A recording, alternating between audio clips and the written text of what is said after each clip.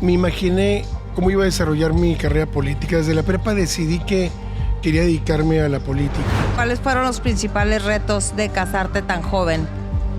A pesar de que sabes, a pesar de que puedes solventar. Por eso se fue Andrés Manuel del PRD, por eso nos fuimos, todos los que no estábamos de acuerdo con eso. Había dos PRD, los que estaban luchando por la transformación y los que estaban luchando por... El resultado o la evaluación de un gobierno sin duda no se mide en el Inter. Lamentablemente, los comentarios y resultados se dan hasta el final y la historia los juzgará, ¿verdad? Tú siempre habías traído las ganas, la intención y crees tener la capacidad de gobernar Baja California. No, la capacidad sí la tengo. Que esté queriendo ser gobernador, esa es otra cosa que no voy a decir.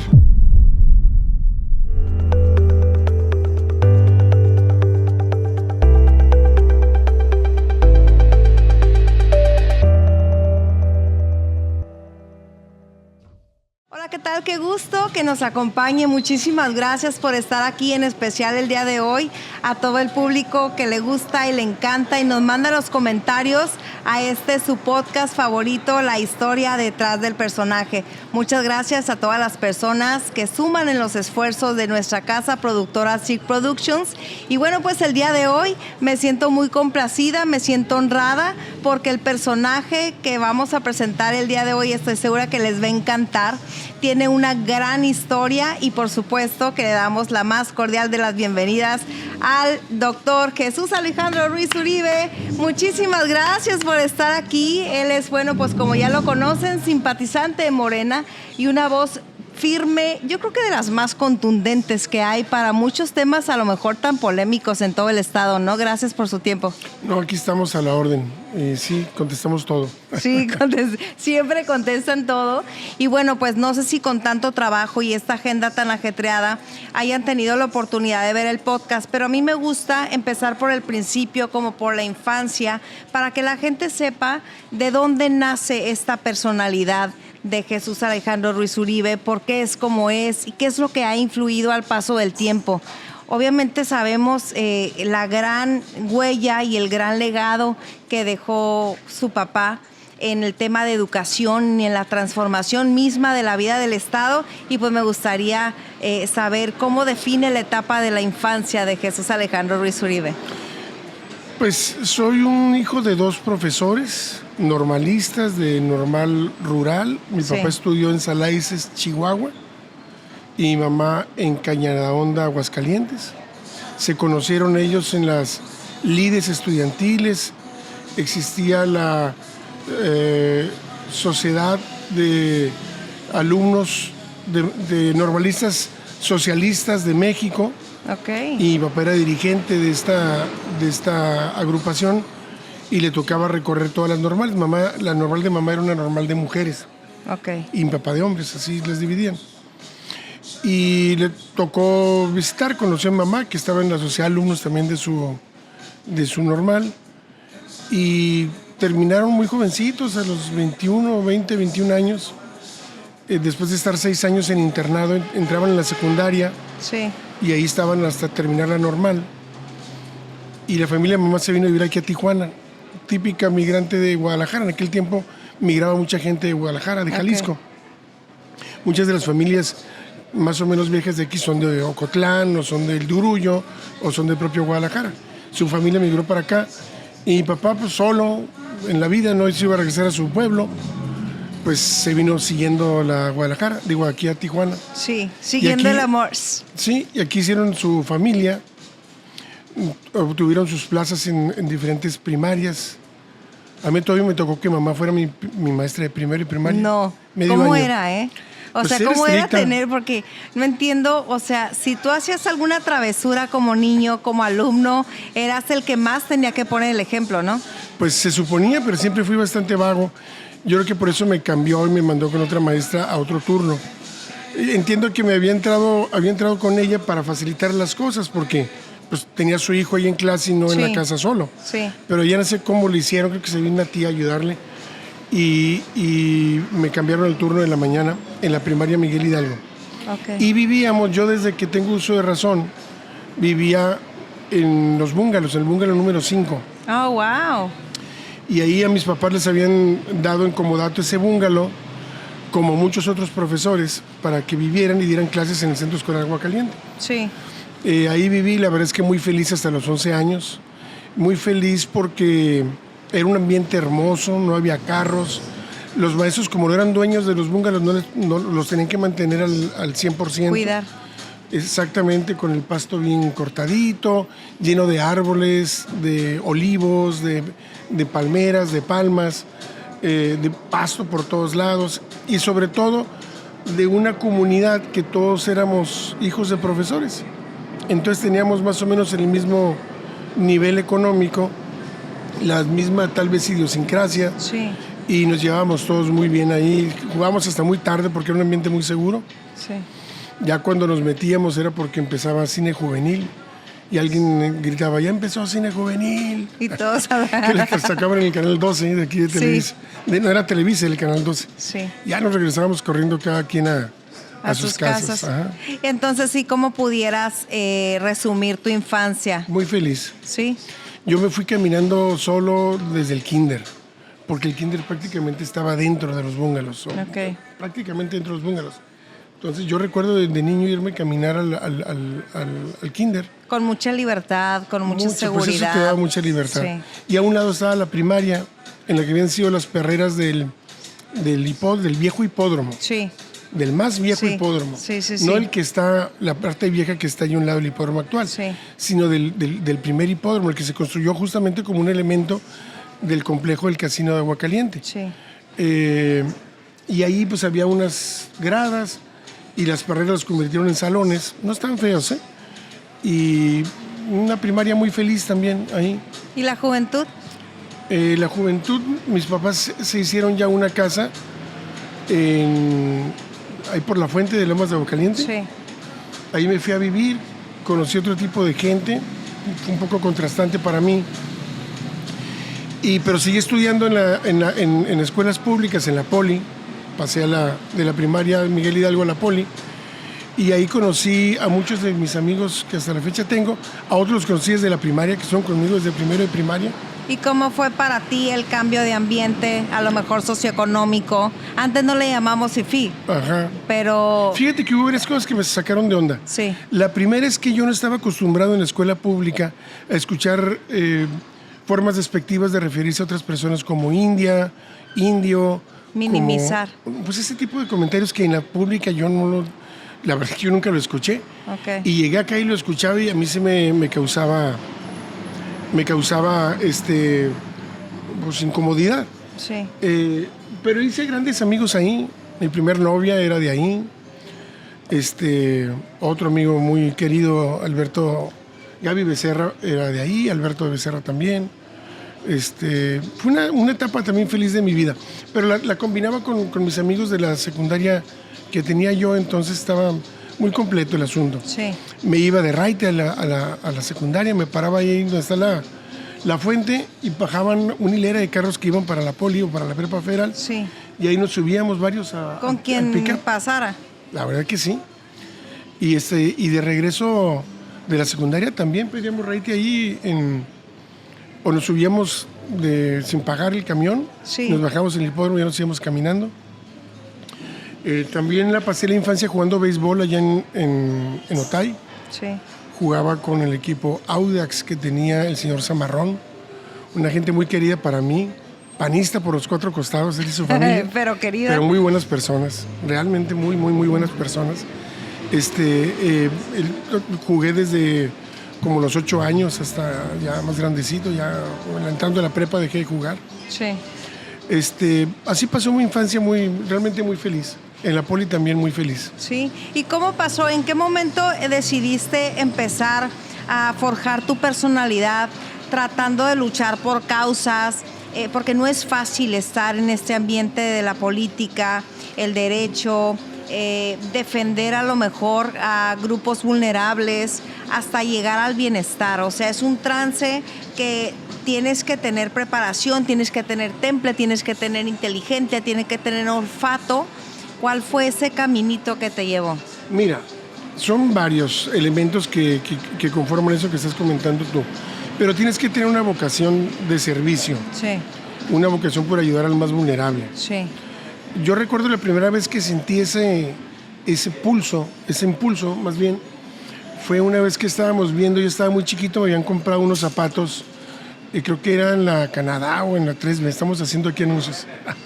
Pero me habían comprado unos zapatos para la escuela y ahí mismo o para el kinder, o para mí, estaba yo muy chiquito, te voy a decir qué tan chiquito estaba, que para ir al cine, por aquí en algunos cines del centro, no sé si era el Cine Roble o el Bujasá, no sé cuál cine era, pero tenían que doblar el asiento de las butacas para sentarme a mí en la parte de arriba y yo poder ver la película. O sea, estaba realmente chiquito. Sí. Y quedar con los pies colgando. Pero me habían comprado zapatos ese día. Y era una película que después la volví a ver de grande por curiosidad y no me causó el mismo efecto. Sí. Pero se llamaba El Niño Perdido. Okay. Perdido en el desierto, perdón. Okay. Y era un niño que por angas estaba viajando en una avioneta y se caía en el Sahara, la camioneta. Él quedaba ciego y se iba caminando sin zapatos, quemándose. Y yo me acuerdo que estaba llorando, me impactó mucho eso. Y yo estaba llorando, queriéndome quitar los zapatos. Porque al niño... Ajá, llévenselos. O sea, ¿para qué quiero si tengo más en la casa, no? Pero esa vez es la primera vez que sentí el impulso por ayudar a alguien. O tener empatía, ¿no? Empatía, pero también el impulso de quítate los zapatos y pobre niño está pasándola mal, ¿no? Okay. Que era un niño más o menos de mi edad. O yo lo veía más o menos de mi edad. Es una película bonita, pero me impactó de niño. Y después, las pláticas familiares en mi casa, la política, los temas relacionados con la historia. Era una familia, la mía, pues venían de normales rurales, como la de Ayotzinapan. Mi familia era una familia progresista, era una familia de izquierda, que esos temas se trataban en la mesa de la casa. Sí. Y entonces, obviamente, abrevas de eso. La gente que... Hay estudios que indican muy claramente que uno tiene así como le va a un equipo de fútbol, que es la herencia familiar, también la ideología y ciertas vocaciones se van aprendiendo y heredando. En mi caso fue eso. Mis dos papás tenían esa característica. Y mi papá estaba activo en la política y eso me impulsó más a ver la política de forma mucho más cercana. Y fue algo cotidiano, digamos, en mi casa. Al grado que, por ejemplo, mi papá era muy amigo del presidente Echeverría. Y siendo ya expresidente, mi hermana y yo nos fuimos con él a París, también como a los 9 años, 2 semanas a estar con él en su casa y nos paseó. Y era muy cercano a mi papá, el presidente Echeverría. Entonces, todo ese mundo era más o menos cercano a mi no persona. Era ajeno, pues. No era ajeno, pero digamos que mi primera participación en una actividad política fue en la secundaria, que nos organizamos, un amigo y yo, Eugenio Villa, que después fue regidor por el PAN también. ¿A poco? Nos organizamos para tratar de que despidieran a una maestra de inglés que era medio malilla. Ok. Levantamos firmas. O sea, se unieron, levantaron. Firmó todo el grupo. Fuimos y entregamos la petición. Y nos castigaron, nos pusieron a cortar el zacate No la corrieron. No la corrieron. Sí. Y el zacate enfrente del salón para que se viera la represión de que fuimos objetos. Sí. Sin embargo, pues, en ese entonces... Y ahí ya me gustó. Ya te gustó mover, sacudir, juntar, como para una causa, para lograr un objetivo. Sí. Y ya en la prepa, pues ya participamos desde el primer semestre. Era jefe de grupo y así se construía la sociedad de alumnos y luego con otros amigos que siguen siendo amigos muy queridos hasta la fecha, como Leo Loaiza o René Mendívil, formamos un grupo que ganó la sociedad de alumnos. Sí, los conozco. Sí, son muy gente conocida aquí. Sí. Y formamos un grupo, hasta la fecha siguen siendo grandes amigos míos. Un grupo que compitió por la sociedad de alumnos y ganamos. Yo me sé un pequeño secreto que a lo mejor mucha gente no se sabe. ¿Cuál es? ¿Lo puedo decir? Sí, pues. Que te dio clases una maestra que luego a mí también me dio, que se apellida Hinojosa.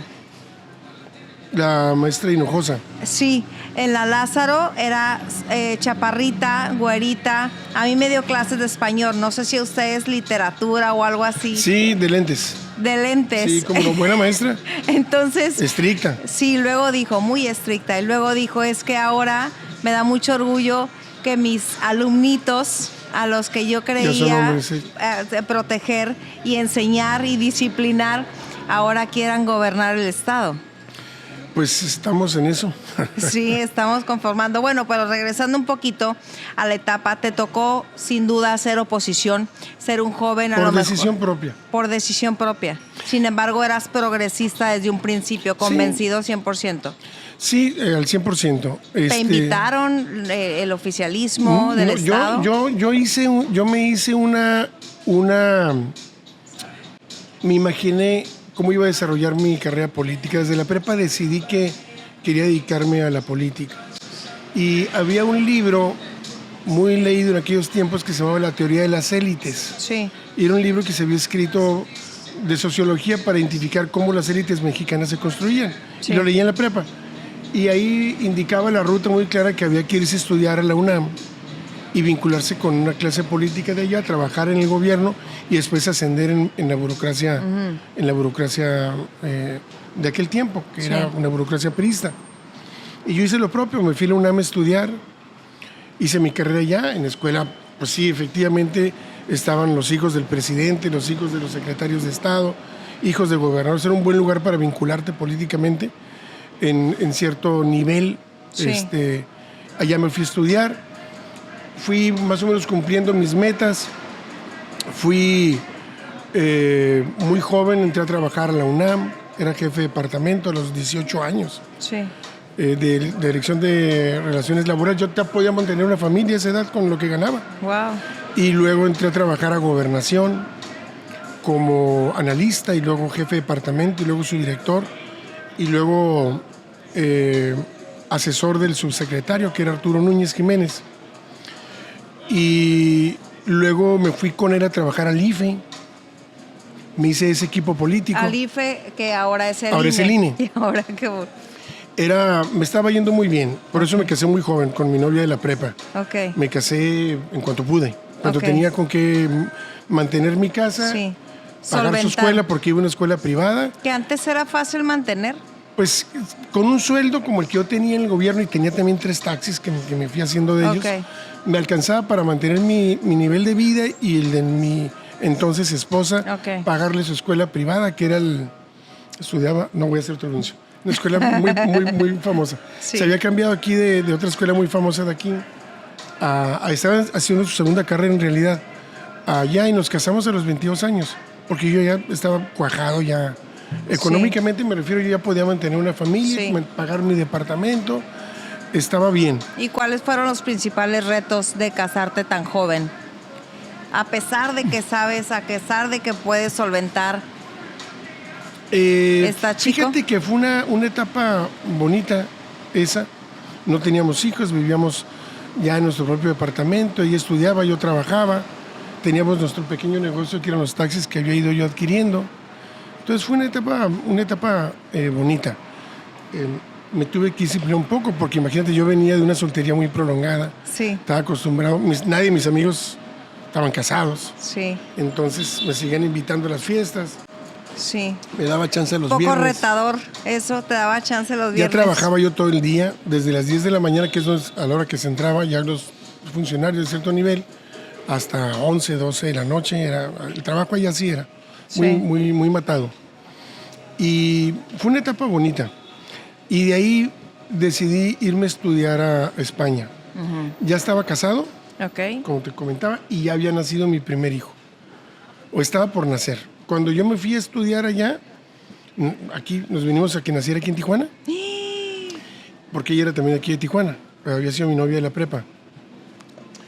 Y cuando nace mi niño, mi hijo mayor ya tiene 31 años, me tuve yo que ir a los 6 días a estudiar España. Ok. Y- Te tuviste. Pues sí, porque era entraba a parte clases. de tu proyecto, Pues era es que parte ya había de hecho tu todo el met- trámite, ya Sí. entraba a clases, entonces me ¿Te los tenía que llevaste? ir. Primero no, porque estaba muy chiquito, iba en otoño, iba a empezar el invierno, no estaba muy bien. Pero a los 4 meses ya me los llevé. Allá estuvieron conmigo cerca de 3 años.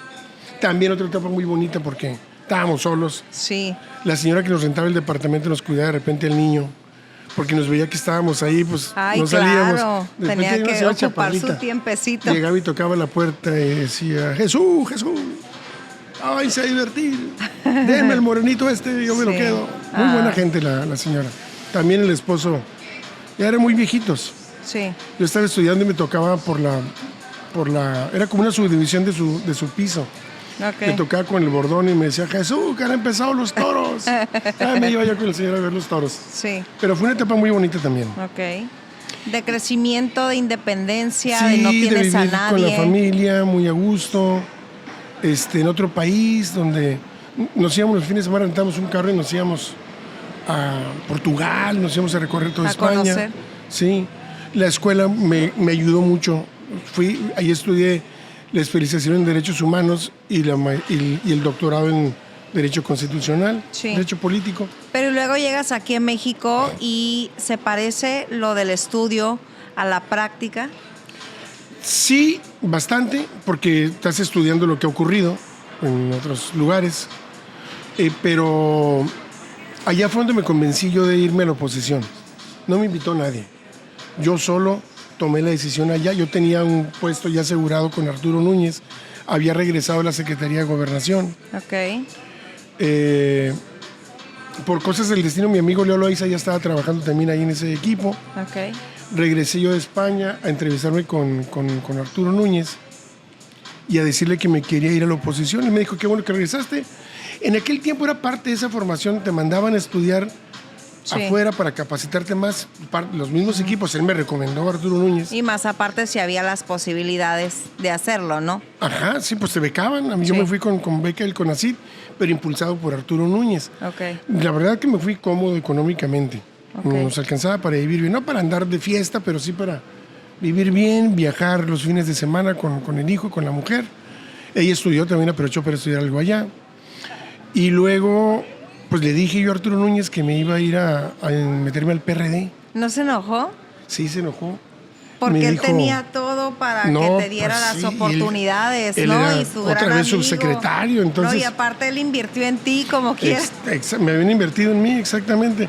Y así era, justo como lo había leído yo en aquel libro de la teoría de las élites. Sí. Así era exactamente. ¿Cómo? Te metías a un grupo político y ese grupo político tenía un jefe y crecía el jefe y crecía todo el grupo y ahí íbamos avanzando. Sí. Entonces, y así iban las cosas. Entonces, sí se molestó, me dijo, oye, y al PRD, me dijo, ¿y qué tienes amigos allá o qué? No, no tengo amigos, pero tomé mi decisión por lo que había estudiado de la transición española. Sí, ¿qué te gustó de los documentos básicos? No, que yo ya estatutos? era de izquierda y yo siempre había tenido un conflicto interior con el tema de Cuauhtémoc Cárdenas. Había votado yo por él, trabajando digamos que en el sistema. Sí. Me atraía mucho, pero yo no daba el paso. Tenía amigos que habían estado conmigo en la universidad como Martí Batres, pero yo no había querido el paso por esa idea que había hecho yo de mi propia vida, Sí. que te comenté. Sí. Pero siempre tuve cierto conflicto. Cuando me voy a España se me quita el conflicto, porque me di cuenta cómo la izquierda había logrado llegar al poder y había logrado cambiar España. El PSOE en este caso. Regreso, le digo pues que me voy a ir al PRD. Era ya el 96, por ahí. Y me dice que de dónde eran los perredistas. Me pregunta él. Sí. ¿Cómo que de dónde? Sí, ¿de qué parte son los periodistas? Pues de mexicanos, de todo México. Son mexicanos, ¿verdad? Sí, son mexicanos. Y me dice, son igual de hijos que los priistas. De la fregada que los Que priistas. los priistas no te vas a llevar ninguna, son mexicanos, son igual a ti, a mí, a todos. Sí. Pero está bien, es lo que quieras, ya estás grande, me dice, con cierta molestia. Pues ya me fui muy agüitado. Pasaron los años, no volví a reunirme con él. Hasta que en el 2006 yo era presidente estatal del PRD. Sí. Había coordinado la campaña de Andrés Manuel aquí en Baja California. Y él había sido candidato a senador por el PRD. Se había cambiado. No, Y me lo por favor, encuentro, ¿qué le dijiste? me lo encuentro en el templete del primer meeting de protesta en el Zócalo, ya organizado después de haber pasado. Tú como dirigente Yo estatal. como dirigente había sido encargado de organizar el campamento de Baja California. Sí, sí, la Y delegación. al día siguiente ahora. ya se puso un templete y fue el primer evento donde Andrés Manuel habló con nosotros ya en la protesta. El día anterior había sido en la protesta, pero íbamos de oyentes y ahí ya ¿Y éramos. qué le dijiste? Me lo encontré y dije, no, hombre, esta es la mía. Disfrutaste. ¿qué pasó, licenciado? ¿Cómo está? Un abrazo afectuoso de ¿Dónde los dos. anda? Y yo le dije, ¿qué pasó? ¿Se acuerdan lo que me dijo? Sí, me dice, pero yo ya voy a ser gobernador, ¿tú cómo vas? Me volvió a fregar. Sí. Y sí fue gobernador casi a los 2 años de que fue, Ok. a los 6 años de que fue senador Sí. por el PRD. Sí, Y fue senador por la izquierda. sí. Después se peleó con AMLO. Ya no lo siguió acompañando. Pero su hijo está en Morena, el Néstor, que yo lo conocí de chavalito, ¿no? Chiquito. Ajá. 2006, entonces, ya estaba supuestamente sumamente identificado con Andrés Manuel López Obrador y la causa y los ideales. Desde el 97 que lo conocí. Desde el 97. Y luego que ya lo en el conocí. 2001 fue diputado local y luego dirigente estatal del PRD desde el 2004. Y han pasado más de 15 años, 18, No más. 20. 20 y tantos. ¿No? 30. 20.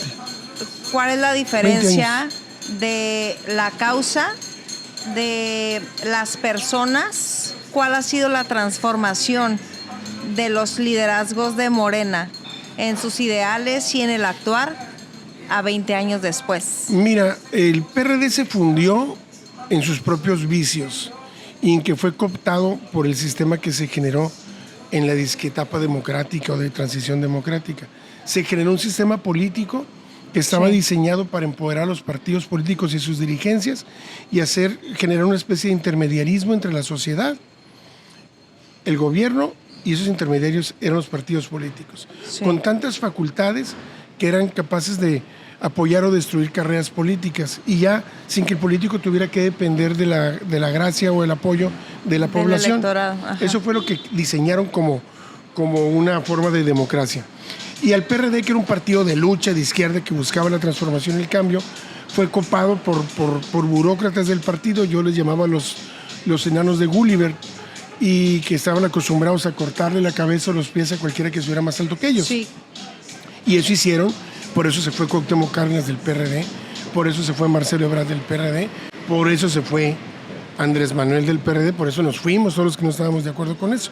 Había 2 PRD, los que estaban luchando por la transformación y los que estaban luchando por privilegios personales. Aquí se interpretaba en la primera regiduría, la diputación de lista, el estar bien con el gobierno para que te diera cositas, y a nivel nacional se daba en el control del partido y de sus enormes ganancias, de las prerrogativas que generaba las candidaturas en su tiempo de Cárdenas o las candidaturas que generaba en su tiempo López Obrador, que los ganones eran ellos que se quedaban con las pluris y se quedaban con el dinero del partido, y había que luchar por la gracia de la población a pie de tierra sin prácticamente cobertura. Así lo hizo Andrés Manuel. Y eso es las tantas razones por las que se desgastó el PRD. ¿No le está pasando lo mismo ahorita a Morena? Es un copy-paste. No es el momento, no. No, en aquel tiempo se hicieron tribus que iban encabezadas por algún liderazgo interno de la burocracia partidista. La más fuerte era la de los chuchos y la más dañina también, porque era una corriente que estaba totalmente vinculada con el gobierno y no con Andrés Manuel, o en su caso, en su tiempo con Cuauhtémoc Cárdenas. Eran caballos de Troya internos que lograron hacerse de la dirección del partido, y por eso Andrés Manuel tomó la decisión de formar otro partido político. Ese partido político es un partido de aluvión. ¿Quiénes concurrieron a él? Pues algunos que veníamos del PRD.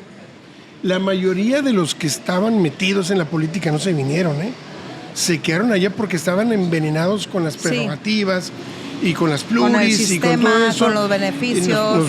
Nos corrimos realmente pocos, Sí. Sí, porque cuando al principio no está nada definido, no mucha tienes gente tienes te que sigue. estar tú muy definido para eso. Sí. Y yo siempre lo había seguido. Y realmente nos corrimos pocos en la formación de Morena. Vino mucha gente que había luchado con López Obrador por fuera durante mucho tiempo, que era su equipo grande.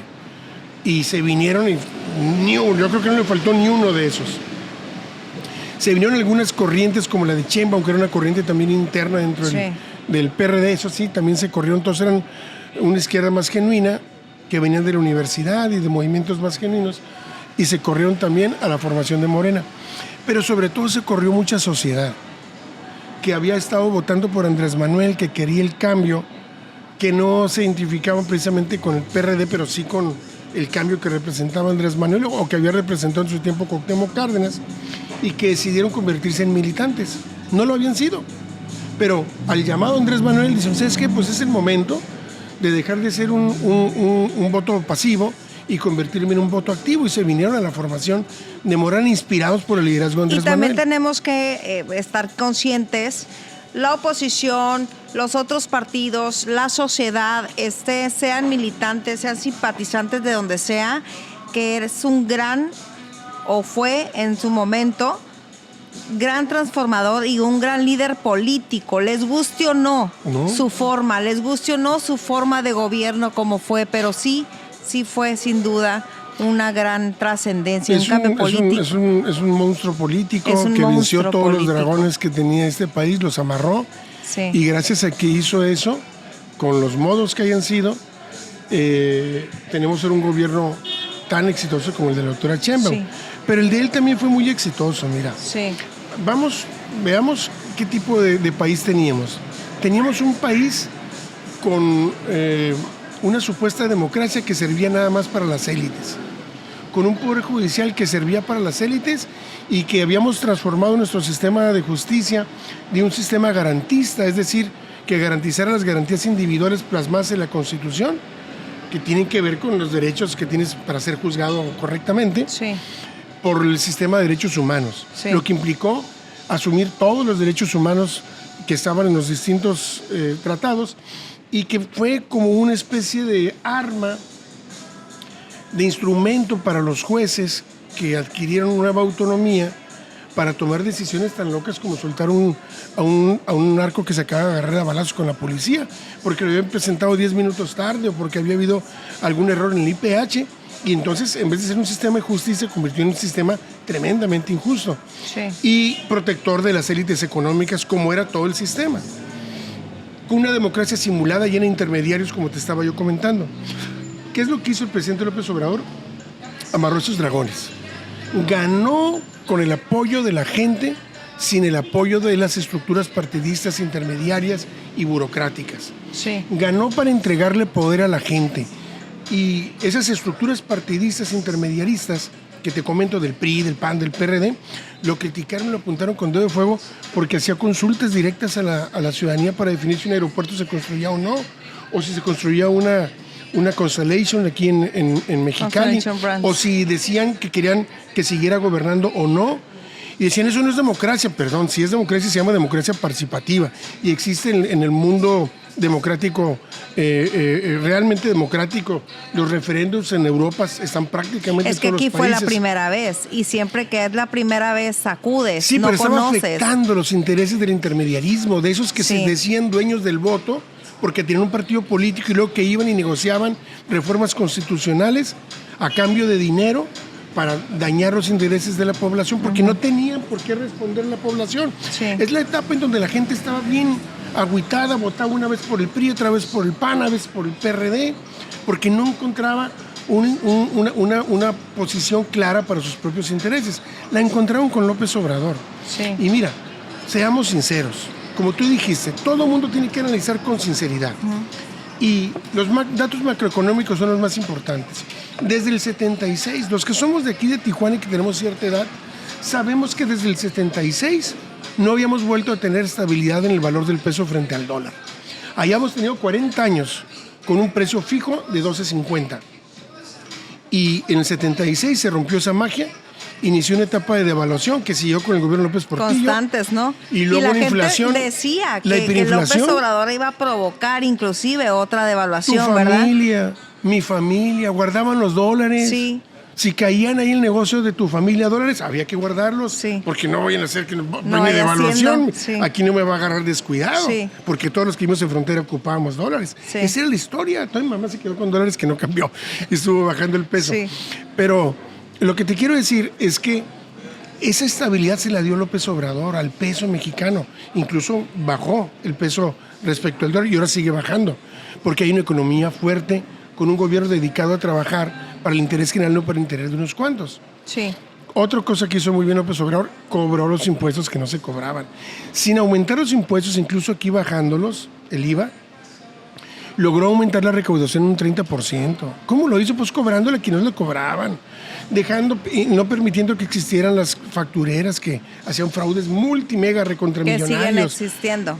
Presionando, y que morenistas también ocupan. También presionando a la autoridad judicial, criticando en sus mañaneras y metiéndole presión a la Corte para que no siguieran sacando amparos para ricachones que no querían pagar sus impuestos. ¿Qué otra cosa hizo muy buena? Controló la inflación. También desde el 76 no habíamos tenido un gobierno que tuviera una inflación controlada al 4%. No, en el concierto internacional es de lo mejor. Fue el segundo país que mejor le fue después de la pandemia en su rebote económico. España, todos los que pidieron prestado se fueron al hoyo, siguen pagando esas deudas que se hicieron porque sus gobiernos neoliberales le dijeron, sus intereses neoliberales le dijeron a sus gobiernos, pide prestado. Sí. Como le insistían aquí, criticaban, es que no está pidiendo prestado, no voy a pedir prestado. Nos vamos a ahorrar el dinero que teníamos por hospitales y vamos a comprar las vacunas que nos vendieron a precio de oro. Uh-huh. Controló el tema de la pandemia, también que la economía rebotó. Y en tan solo 6 años, 2 de pandemia con apagón económico, donde este restaurante solamente podía ver unas cuantas personas, donde todo el mundo andaba con la y los negocios se cerraron, las fábricas bajaron al menos que pudieron. Es que qué difícil etapa, ¿verdad? 6 años con 2 de apagón económico, terminaron con 13.4 millones menos, según el Banco Mundial, de mexicanos que ya no son pobres. Y con un índice Gini, para el que no sepa, es el que mide la desigualdad, muy avanzado, casi con los niveles europeos. Sí. Con un país que es de los con menos problemas de empleo. Sí. Pues eso lo logró Andrés Manuel. Sus modos fueron sus modos. Sí, o sea, la tarjetita del santo no puedo creerlo, no concibo con eso. O decirles fifís. O decirles fifí, la polarización. Pero hay quienes estén de acuerdo o no, y ahí hay mucha controversia, ahí hay mucha política, pero el resultado o la evaluación de un gobierno sin duda no se mide en el Inter. Lamentablemente, los comentarios y resultados se dan hasta el final. Ajá. Y la historia los juzgará, ¿verdad? Aterrizando un poquito a Jesús Alejandro Ruiz Uribe y centrando a esta personalidad y colaboración también con el gobierno federal desde la Delegación de Bienestar, una delegación con fuerza, con estructura, con todos los programas sociales a beneficio de Baja California, pudiendo hacer 1000 cosas. Tú siempre habías traído las ganas, la intención y crees tener la capacidad de gobernar Baja California. No, la capacidad sí la tengo. Que esté queriendo ser gobernador, esa es otra cosa que no voy a decir. Solamente puedo decir que... Yo quería que dijeras aquí una exclusiva, una primicia. Puedo citar al gran poeta mexicano Juan Gabriel. ¿Cuál? Como diría Juan Gabriel. ¿Cómo? Así te la dejo. No, pues ahí voy a estar buscando los versos de todas sus canciones. No, sus versos en la entrevista. Ok. Lo que se ve no se pregunta. ¿Le atiné? Pues sí, yo creo que sí. Sin embargo, también, mientras más pronto se sabe o la gente empieza a asociarte con un cargo, también más pronto son los golpeteos, también más pronto son las contradicciones, también más pronto son las traiciones, ¿no? Y a ti te ha tocado. No, me ha tocado, todo político le ha tocado la traición. Pero no tanto por temor a eso. Ok. Uno de los resabios del derecho electoral que se generó en esta etapa que estamos comentando hace rato, para empoderar a los partidos políticos, fue cercenarle sus derechos políticos, incluso te diría que humanos, a los políticos.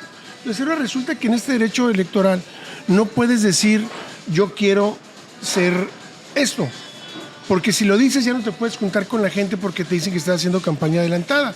Entonces negarle a un político reunirse con la población y escuchar sus demandas es una especie de estupidez, de tara constitucional, pero así funcionan las cosas.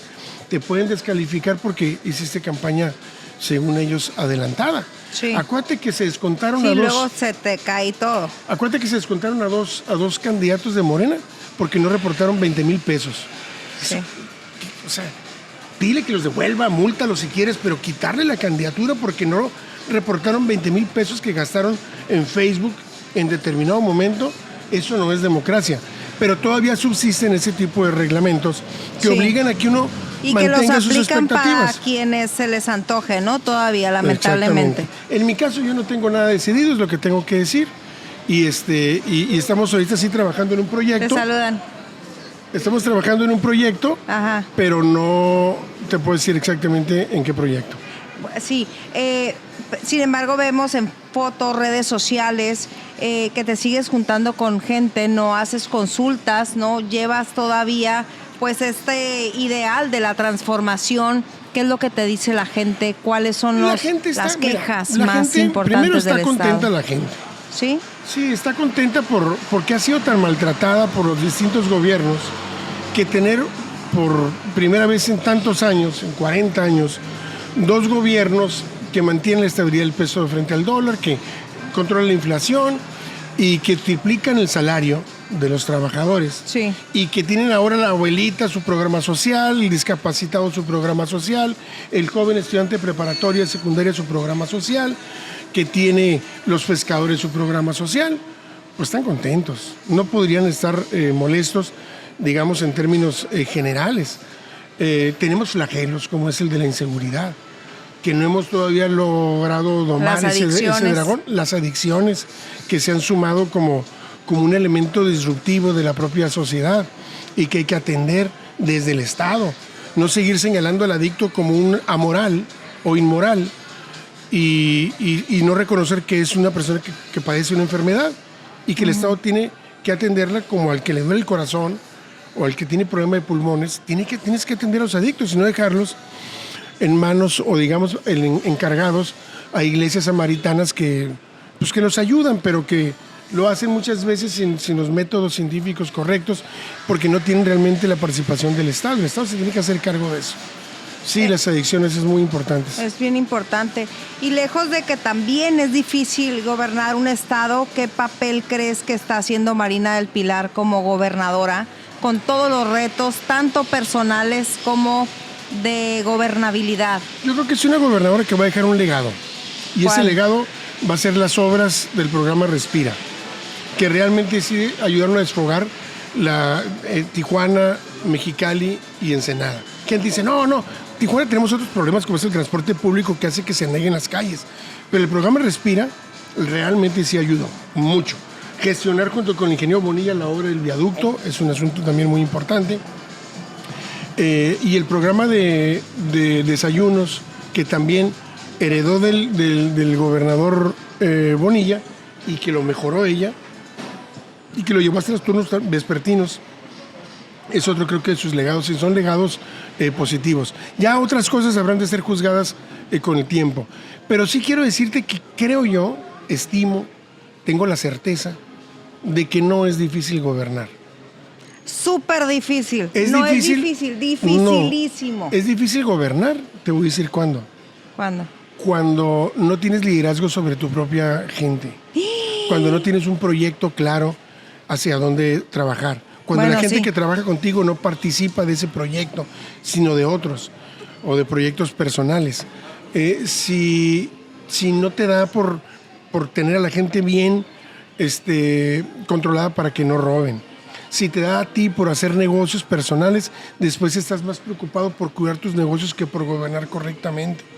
Los desatinos, no quiero hablar de nadie en particular, pero los desatinos que hemos conocido históricamente aquí han sido por eso. Si tú renuncias a todo eso, si renuncias a hacerte millonario desde el gobierno, si renuncias a cualquier cosa que tenga que ver con satisfacciones meramente personales y haces que la gente que trabaje contigo trabajen acordados porque quieren voluntariamente trabajar para un proyecto, no está difícil.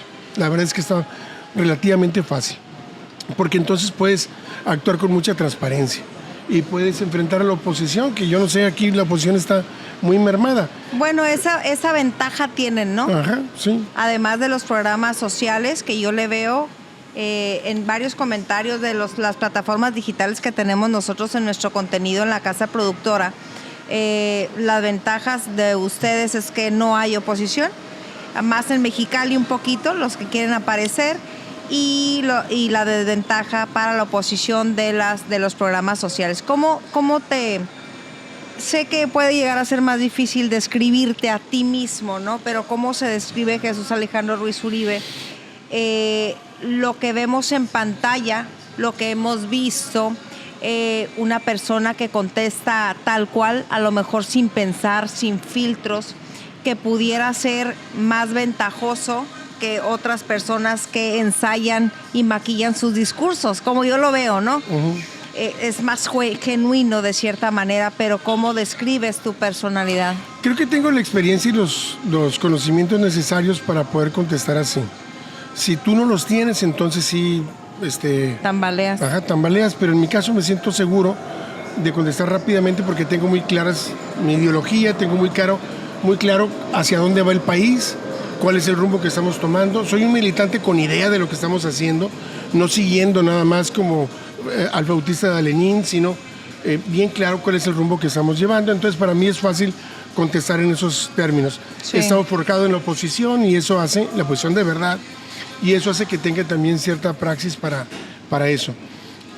Pero soy un romántico, en política soy un romántico, soy una persona que puede renunciar a un beneficio personal grande por seguir una causa. Ya lo has hecho, ¿no? Sí, por ejemplo, el Senado, que estaba yo buscando ser senador la ocasión anterior, iba a renunciar el día siguiente ya para dedicarme a eso, y vino el huracán de Acapulco y nos pidió el presidente que nos quedáramos, porque éramos sus cuadros y que nos trasladáramos allá, y si dividiéramos en 32 Acapulco y nos hicimos cada uno cargo, y estuvimos durante un año y renuncié a lo otro.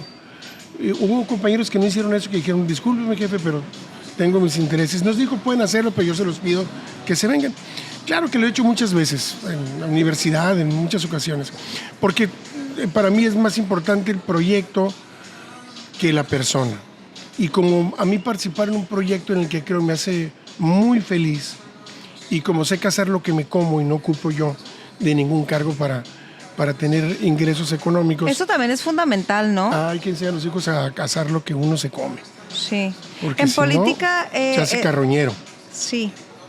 Aquí se hacer peligroso. Peligroso porque estás a merced de cazadores que tienes tú que depender de ellos. Es que yo conozco varios. Pierdes la voluntad. Hay que aventarnos nombres. No, pues ¿para qué vamos a agredir gente?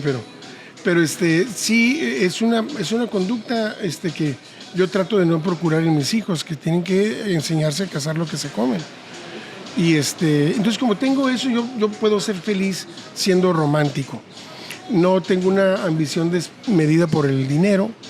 Me interesa que mi familia viva bien, yo poder comer la comida que me gusta, darme mis pequeños gustos que me doy, como el mezcal.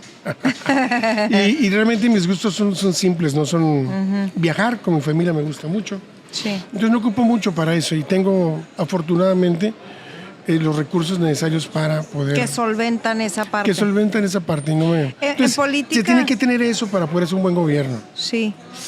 En política se conocían, bueno, eran muy famosas dos frases. Un político pobre es un pobre político, saber si aplica todavía, esa es una parte. Y la otra, la política es de tiempos y de formas, que ya no la veo. Es porque se ha transformado la política, porque ya no es tan necesario ni los tiempos ni las formas, o es porque las personas están tratando de cambiar completamente sus formas sin respetar tiempos. Los tiempos y las formas fue una idea brillante que se construyó en la etapa del PRI. Sí. Y digo brillante porque no se derivaba en la etapa gloriosa, digamos, del PRI, o la etapa dorada del PRI, porque no implicaba que el político no pudiera crecer y estuviera a merced de una elección. Estaba a merced de reglas escritas y no escritas, que tenía que ver con cuidar mucho los tiempos y cuidar mucho la relación con el poder y tener ciertas formas y conductas que implicaran era bonito, ¿no? lealtad. Porque daba respeto, pues daba orden. ¿no? Daba orden. orden. En ese tiempo dio orden y creo, después de muchos años de enfrentamiento violento entre los mexicanos, se generó un sistema que por primera vez permitió la permeabilidad de las élites. ¿Qué quiere decir esto? Que el hijo del campesino pudiera ser gobernador de su estado. Un niño que había sido bolero como Cedillo pudiera ser presidente. O un hijo, un pagador del ejército como Echeverría pudiera ser presidente. O un huérfano como Miguel de la Madrid pudiera ser presidente. O un burócrata como Ruiz Cortines pudiera ser presidente. O un hijo de un sacrificado de la revolución pudiera ser presidente como Miguel Alemán. Es decir, creó un sistema en donde hubo permeabilidad en las élites de los... Eso es fundamental para la estabilidad política. Sí. Si no hay permeabilidad, entonces la gente se rebela y empieza a ver pero tuvo sus propias taras, que es la corrupción, el autoritarismo y la falta de respeto hacia la población. En aquel tiempo, cualquier judicial se podía meter en una casa y sacar de las greñas a una persona inocente. O sea, eran tiempos en donde ese poder tenía un judicial, que derivó después de una crisis económica que hizo que la gente se separara del PRI y empezara a ver muy desordenada hacia el PAN, hacia el PRI, hacia el PRD. Fue realmente... Con incertidumbre, pues. De mucha incertidumbre. Donde no encuentras el lugar como ciudadano, ¿no? Exactamente. Entonces, hoy lo que tenemos es una nueva realidad con un partido político hegemónico, pero con una oposición que, si bien padece de una torpeza crónica, está viva. Tiene sus partidos políticos. Es que esas frases son lo máximo. Tiene sus gobernadores. Pues sí, todavía. Y los han ganado en esta etapa, Sí. los han refrendado en esta etapa. Sí. Y aunque en esos estados Morena tiene una votación muy alta, ellos siguen teniendo la hegemonía en esos estados. Hay estados como Coahuila que nunca han salido del PRI, sigue siendo priista hasta la fecha, nunca ha perdido el PRI ahí. O estados como Guanajuato, que ya tienen desde la época de Fox en el PAN, o Querétaro. Entonces, hay una oposición viva que no está teniendo mayores avances porque no entienden los tiempos de ahora. Siguen insistiendo en voltear hacia el pasado y decir que lo que se ha construido es incorrecto, ver con desprecio a la población en cuanto a que tienen o no derecho a opinar o no opinar sobre ciertas cosas, asumirse como dueños de las voluntades de las personas. Y ahí están atascados en el pasado. Entonces yo creo que estamos viviendo una etapa en donde todavía no se construye un nuevo sistema político, estamos realmente en transición. Lo que ha pasado en el Poder Judicial es muy importante para que esto suceda. ¿Qué vamos a hacer con algunas personas que ya han reflejado, la verdad, una lamentable ignorancia en conocimiento de los libros y en conocimiento de la práctica de la justicia en el 2027? O sea, ¿no pueden esperar un poquito también esa elección como para que agarren un poquito de experiencia los que ya están y no la curva de aprendizaje no se vaya más para abajo? Mira, te voy a decir, cuando llegó el gobernador Bonilla, sí, yo le recomendé que, aunque era nada más lo asegurado poquito menos de 2 años, era mejor para construir su legado político pagar la curva del aprendizaje que pagar la curva de la corrupción. No me hizo caso, porque él tenía poco tiempo y dijo, no, ¿cómo? O sea, voy a poner gente que no sabe cómo hacer las cosas, en lo que aprenden ya se me fue mi periodo. sí. Y entonces confió en mucha gente que le sirvió muy bien, que venían del viejo régimen. Como Amador Rodríguez No Lozano. quiero decir nombres, pero y otra gente que le sirvió muy mal, y que le hicieron daño a su propio gobierno, porque no pagó la curva del aprendizaje. Lo mismo ocurrió con Marina, nada más que ya más pintados de azul, pero tampoco quisieron pagar la curva del aprendizaje. Y a las personas de Morena les dieron secretarías, lo quiero decir con todo respeto, casi sin mucha importancia. Asuntos sin importancia. Como, bueno, no voy a decir nombres, pero eso es lo que le debe. Y los realmente que implicaban la responsabilidad de llevar un gobierno, pues fueron gente más bien ligada al pasado sí, panista. pero también sí, los que ponían de Morena no daban buenos resultados. Pero ve la crisis política por la que están pasando. Es que o unos u otros. Es una crisis grande, ¿no? Sí, hay que pagar la curva, la cuota curva de aprendizaje. La curva de aprendizaje es mejor que pagar la curva de la corrupción. Lo que teníamos es, no todos, quiero aclararlo, pero en su gran mayoría, una serie de jueces, magistrados y ministros corruptos. Y lo digo con todas sus letras, corruptos, acostumbrados a cobrar por los juicios, haciendo que la justicia fuera una para los ricos y otra para los pobres. Juicios en los que un poblado no podía defenderse de un tirano que quería robarse sus tierras porque la Suprema Corte le iba a dar la razón al tirano, o que unos intereses menores iban a imponer intereses mayores, como cuando quisieron meter al tambo a López Obrador por hacer una calle para construir un hospital, o cuando le quisieron obligar a que le pagara una millonada a alguien que se había robado un juicio para un predio gigantesco ahí en la Ciudad de México y que provocó también el tema del desafuero. Entonces, ese sistema judicial corrupto, aunque fueran sabios jurídicamente, no nos servía. Sí. Nos tiene con ese problema de inseguridad y de Habrá injusticia. que poner en la balanza, ¿no? Y el tiempo, nuevamente, No, el es tiempo. rápido, aprende uno rápido. Y lo más importante en un juez es que tenga criterio jurídico y que tenga honradez en sus acciones. Si tiene eso, lo va a aprender muy rápido a aplicar correctamente. ¿Cuál es la relación con el ingeniero Bonilla después de varios desencuentros?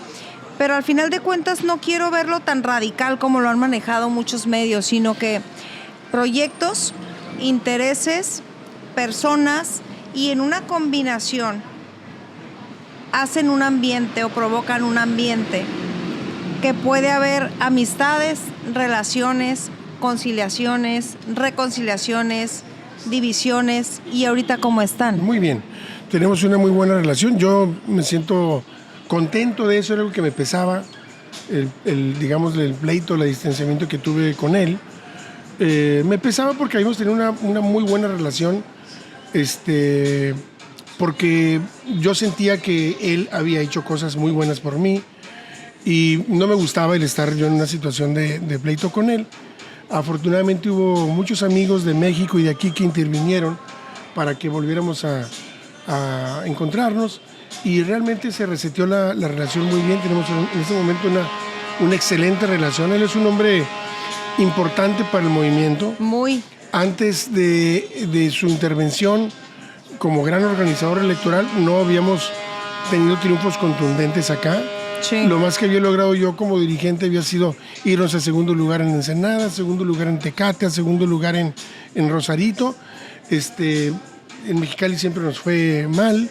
En Tijuana pues, a veces 11% era lo máximo.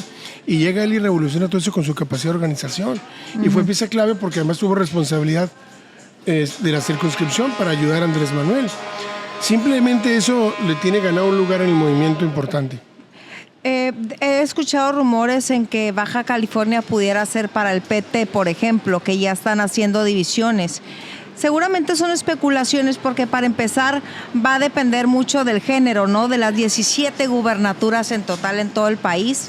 Si el PT elige a Jesús Alejandro Ruiz Uribe para encabezar los esfuerzos del Estado, ¿habría manera de negociación? Yo creo que va a haber un acuerdo de 3. Yo creo que nos conviene el acuerdo de 3, el acuerdo con el Verde, el acuerdo con el PT y el acuerdo con Morena, desde luego que es el partido más grande. Creo que para eso es importante la persona que pueda conciliar esos intereses, que son intereses diversos. Y creo que la gente del movimiento tiene que entender, la gente de Morena, más que el movimiento, la gente de Morena, los militantes reales de Morena tienen que entender que pertenecer al partido no es pertenecer a una empresa con acciones que le da rendimiento según las acciones que tengas, sino que es pertenecer al corazón de un movimiento que pretende la transformación de este país. Uh-huh. Y que tiene que aprender a compartir para poder avanzar y no decir, no, pero ¿por qué? Mendigos, que se vayan, yo no quiero el Verde, yo no quiero al PT, porque si no, mientras menos burros, más solotes. No, tenemos que darle gobernabilidad a nuestro gobierno federal. Y se da con las diputaciones federales que se van a elegir. Tenemos que darle con un gobierno fuerte en Baja California que tenga el consenso o lo más cercano al consenso. Y eso solamente se va a conseguir de esa manera. Entonces yo veo que vamos a ir juntos. Apuesto a que vamos a ir juntos. Y apuesto a que se van a poder poner bien de acuerdo los partidos políticos para ver qué persona va a encabezar. Te adelanto que no van a ser 9 y 8. Entonces van a ser 10 y 7. ¿Cómo? 10 mujeres. A mí me habían dicho que también la presidenta Claudia Sheinbaum iba a elegir 17 mujeres, que iba a poner en la mesa 17. O sea, yo dije, bueno, más manera de negociación en la mesa. Pero no es por imposición de la doctora Claudia Sheinbaum, sino porque el 50-50 tiene que ir en función del 100% de gubernaturas que se eligen durante un sexenio. Wow. Okay. Entonces se tiene que compensar ciertos números de lo que hay ahorita para el 30. En el sexenio, en la parte del sexenio que ha pasado. Entonces tiene que llegar con 10 que se elijan ahorita para poder estar el 50-50. Entonces, pues hace un poquito más complicadas las cosas para los hombres, pero yo creo que es positivo eso, que la mujer se le impulse de esa manera. Creo que en el caso de Baja California, pues ya tuvimos una mujer gobernando, y hemos tenido una mujer gobernando. Creo que demostraron que pueden gobernar el Estado, y vamos a ver qué es lo que depara el destino para lo que viene, ¿verdad? ¿Quién tiene bules para nadar? Flotis, muchísimas gracias, Jesús Alejandro Ruiz Uribe, por este tiempo y sobre todo por esta generosidad de las palabras. Se quedaron muchos temas pendientes, pero ambos tenemos agenda y estoy segura que esto va a dar pie para una segunda entrevista. ¿Qué te parece? Claro que sí, cuando tú me invites yo con mucho gusto. Muchísimas gracias. Gracias también a ustedes de la historia detrás del personaje con el doctor Jesús Alejandro Ruiz Uribe.